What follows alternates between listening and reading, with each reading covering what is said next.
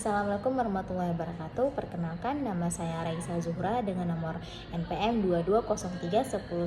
220311010265. Saya akan memaparkan jawaban saya mengenai pertanyaan untuk memenuhi tugas mata kuliah Haptun. Merasa dirugikan oleh suatu keputusan tata usaha negara.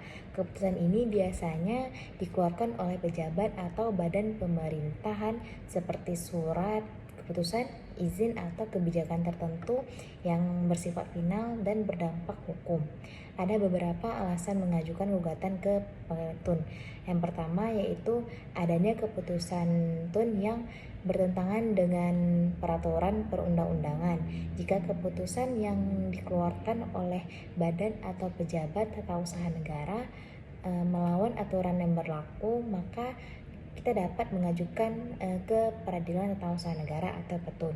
Yang kedua, keputusan tata usaha negara ini tidak sesuai dengan hukum atau tidak sesuai dengan peraturan yang berlaku, seperti bertentangan peraturan adanya ketidakadilan atau ada diskriminatif dan tidak sesuai dengan asas-asas pemerintahan.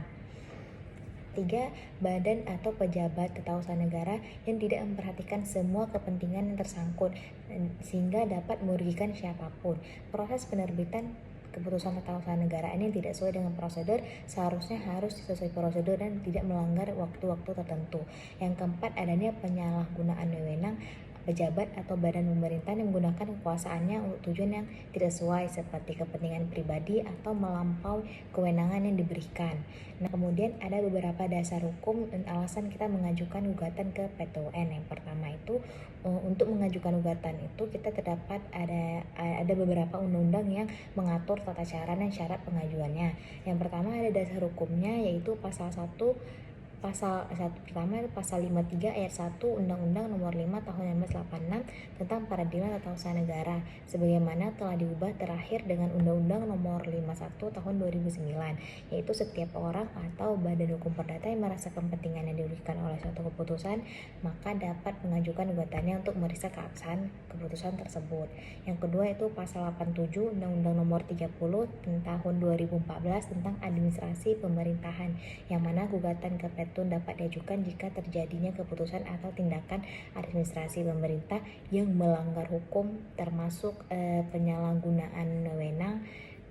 Selanjutnya nomor 2, tuntutan apa saja yang dapat diajukan dalam Peradilan Tata Usaha Negara. Ada beberapa jenis tuntutan yang dapat diajukan. Yang pertama yaitu tuntutan pembatalan keputusan tata usaha negara, yang mana itu permohonan meminta agar Petun ini menyatakan bahwa keputusannya tidak sah atau batal demi hukum. Contohnya tuh seorang pegawai negeri sipil dia tuh menggugat surat pemberhentian yang dikeluarkan itu tanpa ada prosedur yang benar. Terus yang kedua itu tuntutan penerbitan keputusan tata usaha negara yang baru. Jadi jika penggugat ini merasa haknya dirugikan karena keputusan yang tidak terbitkan itu, jadi minta Petun untuk memerintahkan pejabat tata usaha negara menerbitkan keputusan yang seharusnya. Terus yang ketiga ada tuntutan ganti rugi. Ganti rugi ini penggugat minta kompensasi finansial atau atas kerugian yang dialaminya karena dikeluarkannya keputusan itu yang melanggar hukum. Itu kan sudah dasar hukumnya ada pasal 53 ayat 2 Undang-Undang Peradilan Tata Usaha Negara. Contohnya tuh misalnya usaha seseorang rugi karena adanya keputusan pencabutan izin yang sewenang-wenang. Terus yang keempat tuh ada tuntutan rehabilitasi. Dalam kasus rehabilitasi ini tuntutan ini biasanya penggugat minta pemulihan nama baik dari kedudukan dirugikan akibat dikeluarkannya keputusan yang tidak sah. Selanjutnya yang ketiga yaitu skema pemeriksaan gugatan di Peradilan Tata Usaha Negara. Yang pertama yaitu pengajuan gugatan. Pengajuan gugatan ini dilakukan secara tertulis ke Peradilan Tata Usaha Negara dengan mencantumkan pihak tergugat, objek sengketa sama alasan gugatan. Batas waktunya itu 90 hari sejak dari keluarnya keputusan itu. Yang kedua itu pemeriksaan pendahuluan, yang mana hakim ini memeriksa kelengkapan administratif gugatan.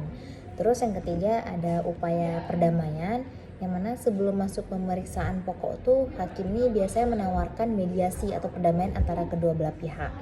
Terus jika udah sampai perdamaian ini, proses gugatannya dihentikan.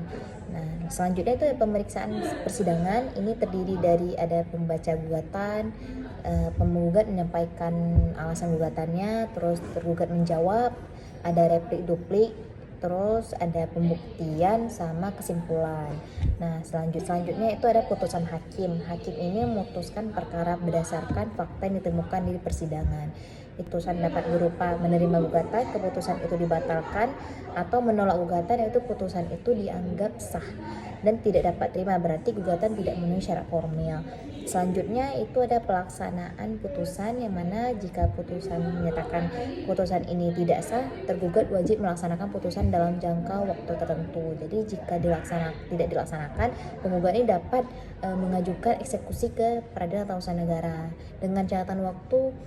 Pemeriksaan di pengadilan ini pertama harus selesai dengan 6 bulan sejak gugatannya didaftarkan. Pengajuan skema pemeriksaan gugatan itu yang pertama pengajuan gugatan, selanjutnya ada pendaftaran gugatan, yang ketiga ada pemeriksaan gugatan, yang keempat itu pembayaran biaya perkara, yang kelima ada pencatatan dalam register, yang keenam itu baru selanjutnya di panggilan ke sidang.